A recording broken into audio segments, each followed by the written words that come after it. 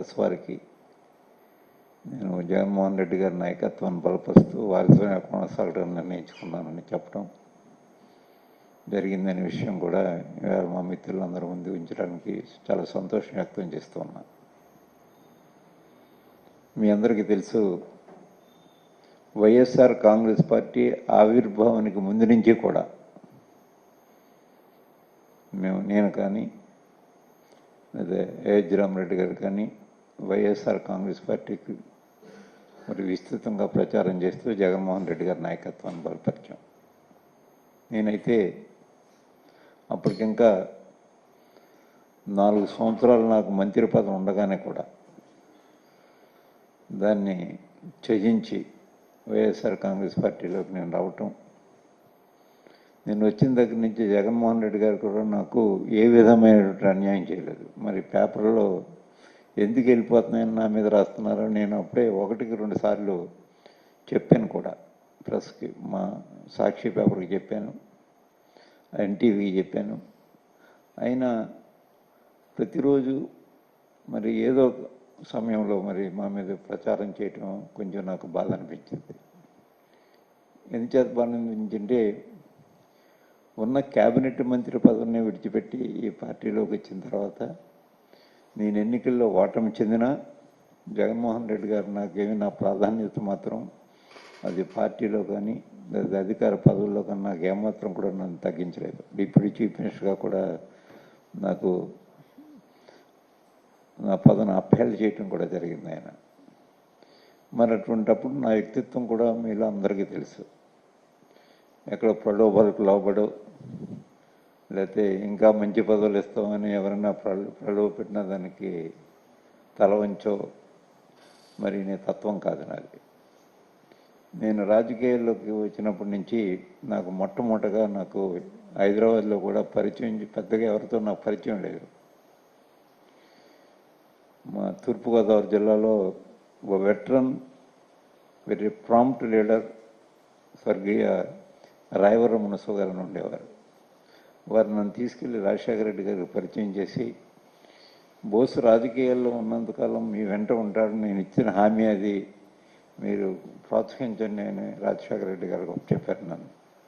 ఆ రోజు నుంచి కూడా నేను రాజశేఖర రెడ్డి గారి నాయకత్వంలోనే ఉన్నాను. కాంగ్రెస్ పార్టీలో ఉన్నప్పుడు కూడా ఏ ఒక్కరోజు, ఇది కొంచెం ఆశ్చర్యమైంది, ఏ ఒక్కరోజు ఏ పార్టీ టికెట్కి పార్టీ అధ్యక్షులు ఎవరున్నా నేను వెళ్ళి ఎప్పుడు అడగలేదు.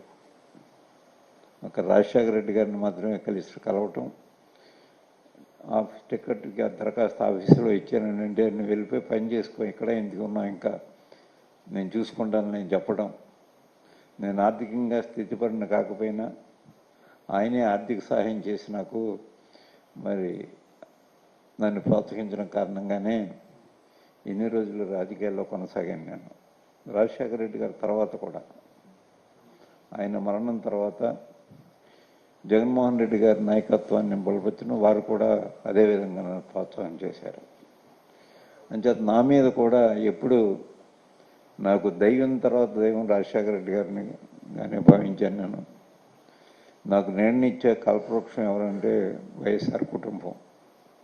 నేను మొన్న వచ్చిన సాక్షిలో కూడా రిపోర్ట్ అయింది, ఆర్థికంగా నేను పేదవాడినైనా మరి విధేయతలో మాత్రం నేను సంపన్నున్నే అనే మాట కూడా నేను మాట్లాడితే అది శీర్షిక పెట్టి సాక్షి పేపర్ కూడా మరి వార్త ప్రచురించడం జరిగింది. అయినప్పటికీ ఇంకా దయచేసి నేను మిమ్మల్ని అందరినీ కోరేది ఏంటంటే, నేను ఎప్పుడు అందుబాటులో ఉండేవాడిని, అనునిత్యం ప్రజలతో తిరిగేవాడిని.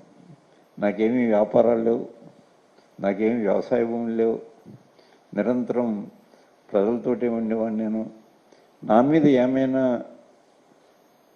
అనుమానం ఉన్నప్పుడు నన్ను డైరెక్ట్గా అడగండి, తప్పులేదు. డైరెక్ట్గా అడిగి ఇలా మీ మీద వార్తలు వస్తున్నాయి, పార్టీలోంచి వెళ్ళిపోతారని వాస్తవం అయితే నేను చెప్తాను, ఇక్కడ దాచుకోవాల్సిన అవసరం లేదు అని చెప్పి ఏ ఒక్క రాజకీయ నాయకుడికి కానీ ఏ ఒక్క రాజకీయ పార్టీ కన్నా తల వంచవలసినటువంటి అవసరం నాకు అందుకంటే లేదు. నాకు వ్యాపారాల్లో ఏమీ లేనప్పుడు అక్కడ తల వంచవలసిన అవసరం నాకు ఎందుకుంటుంది. వ్యాపారస్తులే తలవలసిన అవసరం లేదు, సక్రమమైన వ్యాపారం చేసుకునే వాళ్ళు ఎవరు. అంచేత ఆ పరిస్థితి ఉండదు. ఇది ఈ విధంగా చేస్తే this is nothing but political assassination of a person, of a political leader. దయచేసి అటువంటి వాటిలో కొంచెం మిమ్మల్ని అందరినీ రెండు చేతులు జోడించి ప్రార్థిస్తూ ఉన్నాను. దయచేసి మిమ్మల్ని అందరినీ అటువంటి వార్తలు దయచేసి ఆపించండి అని నేను కోరుతూ ఉన్నాను.